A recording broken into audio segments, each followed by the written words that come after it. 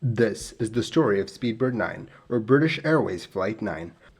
On the 24th of June 1982, it was a pitch-black night, and a British Airways 747 streaked above the Indonesian islands. It was on its way from Kuala Lumpur to Perth, Australia. Perth was just a stopover. Its ultimate destination was Auckland in New Zealand. This leg of the flight was captained by Captain Moody. His team consisted of First Officer Roger Greaves and Flight Engineer Barry Townley Freeman. The 747 had 248 passengers and 15 crew members on board. All looked good. The weather was calm. All systems were in the green, and everyone looked forward to landing in Perth some 5 hours later. As they cruised at 37,000 feet, tiny pinpricks of light started popping up on the windscreen. This was accompanied by acrid smoke coming in from the vents. Captain Moody was brought back to the flight deck. In front of them was the most intense display of St Elmo's fire that any of them had ever seen. St Elmo's fire is a natural phenomenon where a little bit of plasma forms due to the ionization of air molecules.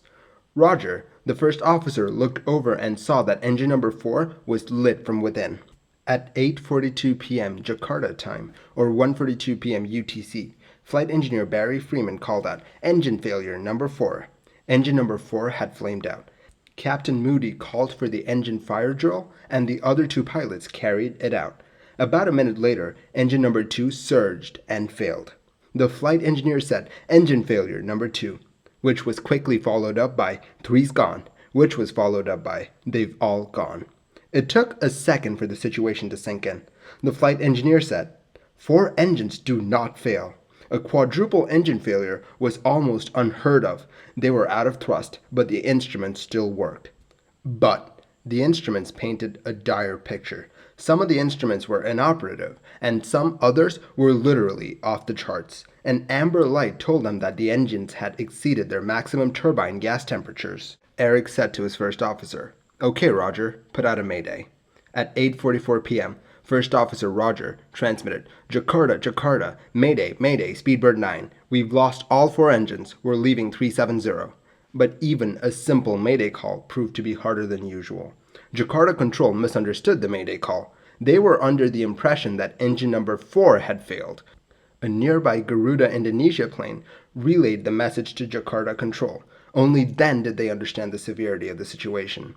With no thrust, they were falling, and they needed to land somewhere, but in their path lay the mountains on the island of Java. They needed to have at least 11,500 feet of altitude to cross the mountain range safely, so the crew decided that if they were not able to maintain 12,000 feet by the time they got to the mountain range, then they'd turn around and ditch the plane in the Indian Ocean. With a plan in place, they began their engine restart attempts. Were they in the ideal situation for an engine restart? No, but the engines had to start. They just had to. At 26,000 feet, the cabin pressure warning horn sounded and the crew donned their oxygen masks. But not First Officer Roger. His mask had fallen apart in his hand. Captain Moody now had a very tough decision to make. He could either let the plane descend very slowly and risk exposing his first officer to a lack of oxygen. His other option was to descend and take the plane down to a more breathable altitude, but that would eat into the precious little altitude that they had. They kept trying to restart the engines, but no luck so far. It was not because the fuel was not igniting. The fuel ignited in a spectacular way. There were tongues of flames about 20 feet long behind the engines. At 20,000 feet, Eric retracted the spoilers to slow their descent. Soon afterwards, in the middle of all of this chaos, Captain Moody made the following announcement to the passengers of Flight 9. "Ladies and gentlemen, this is your captain speaking. We have a small problem. All 4 engines have stopped. We are doing our damnedest to get them going again. I trust you are not in too much distress." At around this point, Captain Moody began to contemplate the consequences of a dead stick landing in the ocean. As a child, his father had taken him out to watch flying boats, and he knew that they did not fly at night. The flying boats had a hard time judging their height above the waves. His thoughts were interrupted by the sounds of cheer from the other 2 pilots. Engine number 4 was ramping up. It was back online, just as they had flamed out. One by one, the engines came back online. At 8:57 p.m., they transmitted, "Speedbird 9, we're back in business, all 4 running." The crew requested for a higher altitude of 15,000 feet, so that there was some clearance between them and the mountains. But as they climbed, they started to see some buildup of St. Elmo's fire. Engine number 2 gave them some trouble. It was vibrating so bad that it felt like it would shake the aircraft apart, so engine number 2 was shut down. Captain Moody realized that the St. Elmo's fire was probably related to the engines flaming out, and if that were the case, then he knew that the engines would be pretty beat up. Slowly, they made their way to Jakarta's airport. As they lined up, they realized that their front windows were more or less opaque. Very carefully, while flying blind, they brought the plane down. The opaque windows filled up with diffused light, signifying that they were right above the runway, and then Captain Moody set the plane down smoothly on the runway. They had faced the impossible, and they had done the impossible. Nobody thought that all 4 engines of a 747 would fail, but it did, and they did a marvelous job of bringing it back down. So what was it that caused the engines to flame out in the first place? What caused the eerie light show? What caused the engines to start back up? As they waited for the steps to be brought towards the aircraft, Flight Engineer Barry got an inkling as to what might have happened. Their clothes were covered with this fine black powder. When they stepped outside, they found that the paint from the leading edges of the plane had been stripped away. The answer was clear. They had flown through volcanic ash. As they flew over Indonesia, Mount Galunggung began erupting. They had flown through the volcanic ash of this volcano. The ash cloud started to show up on satellite photos after Flight 09 had landed. The engines were badly damaged. The tips of the blades were ground away. The silicate particles in the ash melted and adhered to the blades themselves, changing the properties of the blades and disrupting the airflow in the engine. That's all well and good. But why did the engines restart? When the engines stopped working, the engines cooled, meaning that the molten ash had solidified and broken off. This allowed the engines to restart.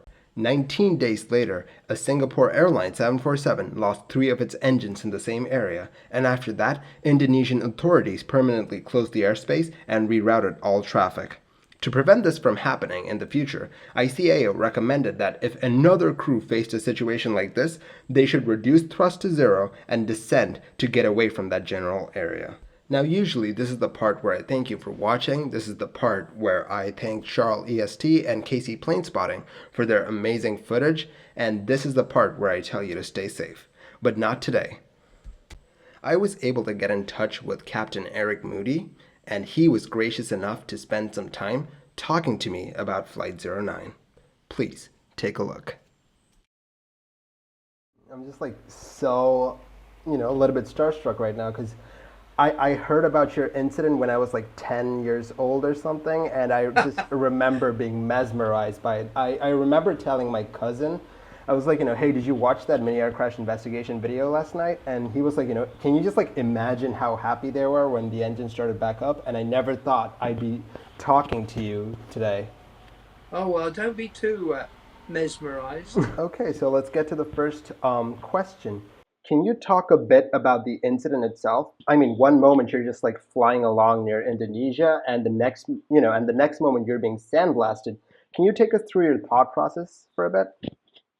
Well, it wasn't quite like that, Aaron. We didn't know what was happening. I mean, I wasn't on the flight deck when it all started. The St Elmo's fire first appeared. I'd gone to the toilet. And I was downstairs, in fact, because the upstairs one was full. And the stewardess who was upstairs had gone on the flight deck to see if they wanted anything. And she came back up and came halfway down the stairs. And I was talking to the stewardess at the front. The person at the front. She just wanted to, told me that I was wanted back on the flight deck. And all the other two wanted me to see were the wonderful sights that were going on, because this St Elmo's fire was the best, colourful St Elmo's we'd ever seen, any of us, and I'd seen dozens of times. So really, it was. We were just flying along. We were into the dust. We had no idea what it was. We had no idea that we'd flown into anything. So then,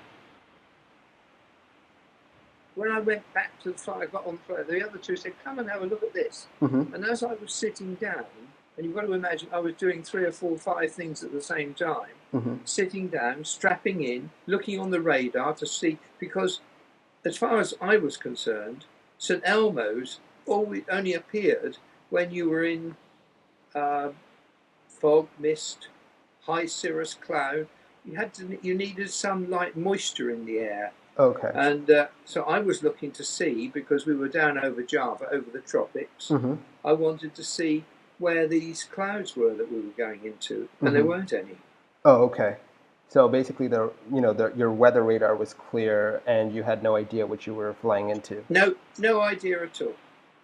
Wow. In the document that you sent me, it said that the engines looked like as if they'd been lit from inside. So can you just like describe what it looked like to look at it from the flight deck? That's as it developed. It started off initially like a good dose of St Elmo's fire, and it just developed, and it got more and more and more intense. The colours became more varied and more intense. I'd never seen such colourful St Elmo's before, and it got more and more intense. And it was only that we got, this took seconds. Okay. And as it did develop, my first officer looked back, and he saw that his engines were lit up from inside.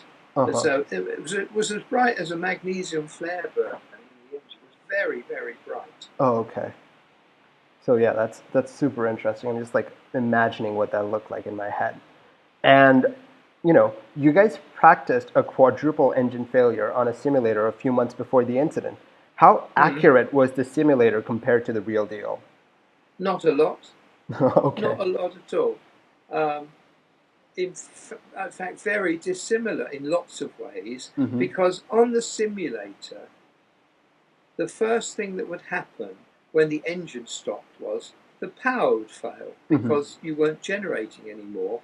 And when that happened, immediately the autopilot would drop out. Oh, okay. And when the autopilot drops out, there's a hell of a klaxon goes off. I mean, it's a really loud, you can't hear yourself talk. So you've got to stop the noise, and you can't miss that the autopilot's come out. Oh, okay. And that didn't happen. That didn't happen on the evening. And when we were descending, there were less. Everything was less or more than we'd been told to expect. Okay, so yeah, and I feel like you guys had to glide for quite a bit. We glided the aeroplane for about 15, 16 minutes. No engines going totally. Oh, okay. And I think you guys had the record up until the Gimli glider broke your record. I feel like you guys glided the plane the most. No, I think we were longer than them. Oh, okay. I don't know. Okay. Okay, I'll have to check up on that later on. It wasn't like a record that I'd want to break or I'm interested in, really. Yeah, I don't think any pilot would want to break that record. Certainly not on a dark old night like we had. I mean, it was pitch black outside. Oh, okay. So, yeah. So it must have been like really hard for you to like orient yourself, like, keep the plane stable and not to like turn too sharply or anything like that. Well, no, it didn't really. It handled so well, it wasn't true. It was a real pleasure to fly still then. Okay. And what I was trying to think through this. And my flight engineer described it best of all, I think, afterwards. He said, that was like thinking through treacle. Now, he meant golden syrup or something like, a sticky substance we were thinking through. And it was, quite honestly, quite confusing. Okay. Okay, I get it. Okay, like even with the engines back up and running, you could not like see that well out of the cockpit. And if I remember correctly, the vertical guidance of the ILS was inoperative, and you had to use the DME to bring the plane back in. Can you like talk a little bit more about that? How you guys use the DME to like step it down to the runway? Well, quite honestly, I think that was the most skillful bit of the whole lot. The approach. Three of us combined really. Well, we'd been a good crew up until then.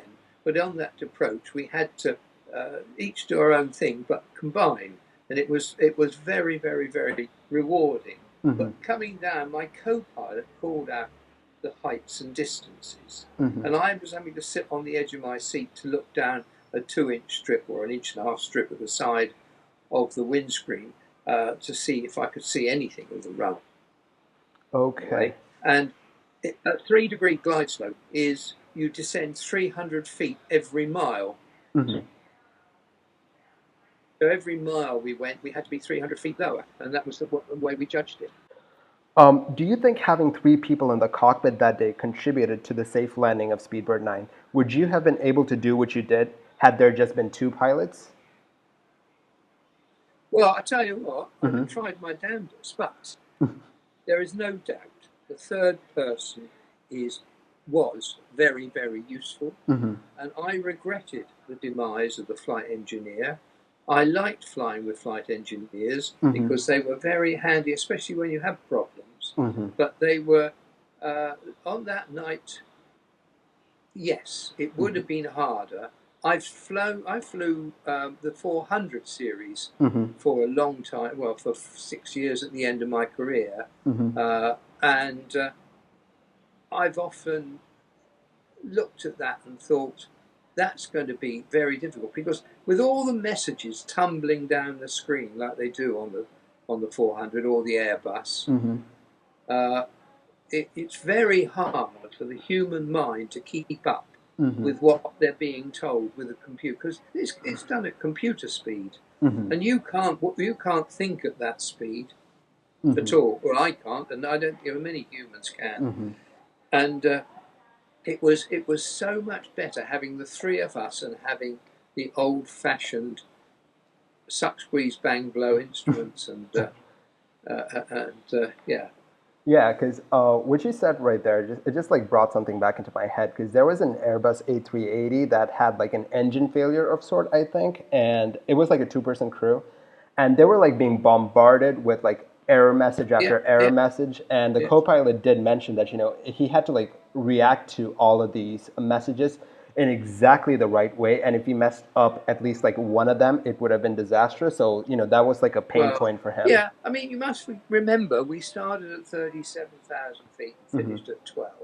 Mm-hmm. It was a long time, and we weren't. Nothing was much in a rush, Mm-hmm. except we wanted to get the engines going. And the most confusing thing of all was we didn't know what was happening. Mm-hmm. We didn't know why they'd stopped. Mm-hmm. And then when they started, we didn't know why they started, except that we were trying to get them. But you don't have the post-mortem in the air, you have Mm-hmm. the post-mortem on ground. Mm-hmm. Yeah, it's just a wonderful story. And with the 747 being like rather unceremoniously retired right now, like I think British Airways just got rid of their 747s. Can you think of another instance where the 747 really came through for you? No, I did a few years on them. I did 5-6 years as a first officer, and then nearly, I can't do sums quickly, 15, 16 years as a captain. Mm-hmm. I just thought it was a beautiful aeroplane. I mean, Mm-hmm. originally, because I was one of the first officers that BA or BOAC had, Mm-hmm. and the engines on them were Pratt and Whitney JT9D-3s, I think they were, and they were rubbish. Okay. They were absolutely rubbish. And we had a mystery tour when we went on a trip, because you never knew where you were going to be, how far you were going to go before one of the engines failed. It was just like that. Wow. Everything I've heard about like the early 747s, it's like it's said and ingested with a little bit of nostalgia, and everyone looks back on it really fondly. The aeroplane, I loved it the whole time I was on it. Mm-hmm. It was a wonderful aeroplane, and a wonderful aeroplane to fly. Yeah, that's it's really impressive. It's just sad that they're just taking it out of service, and it makes an amazing sound when it takes off, at least. Yeah, it does. You're dead right. But in a way, our son is a first officer he was on the A380, he's now on the A350. Mm-hmm. And when he tells me the fuel burn on those aeroplanes, it's no wonder that they're being retired. They were so much more economical nowadays. Yeah, so would you like to add anything more to this? Like, any final thoughts? Not really, Aaron. I think it's been an incident that's been in the public now for, well, nearly 30 some odd years, isn't it? Or over 30 years. And I think there's not much more I can say. Yeah, I'll answer questions, but I can't. I can't say yeah, more about it. you've probably like answered every single question I've asked at least like 10 times. Or at least. I mean, I'm just amazed that the interest has gone on for so long. I thought by Christmas 1982 the story would be dead. And here we No, are, it's it's 28 years later. it's a really interesting story, and that's why it's loved on. It's mesmerizing. It's like really awe-inspiring. That's the word I'm looking for, and that's why it's loved on for. Yeah, I I'm mean, just pleased it worked out well because I wanted to live. oh God, it is. It's like, was it hard for you getting back into the cockpit after that? No, not once we knew, or once I knew what had happened, Mm-hmm. and that we hadn't done anything to cause the engines to stop. And we worked like hell. And I didn't. My first officer and my engineer. The engineer worked hardest of all to get Mm-hmm. the engines going, and I just concentrated on keeping the aeroplane flying. Wow, it is just, Captain, you are like one of the most amazing pilots. Like, you'd probably be in like the top 1% of like all pilots right now. Yeah. And, No. and it is just it has just been an honor talking to you. I thank you so much for taking the time out of your day to No. talk with Thank me. you for being so lovely. It is Yeah. it has been, just do keep in touch. If I'm ever in the area, I'll buy you a beer or something. Yeah. I'm not got much longer to live. I don't think. I'm pushing 80 now. So Well, you never know. If no, you never know. I'll look you up if I'm ever in the area, I will look you up. Okay. Thanks very much, Aaron. Best of luck to you. Thank you. You as well. Thank you so much. Bye bye. Bye bye.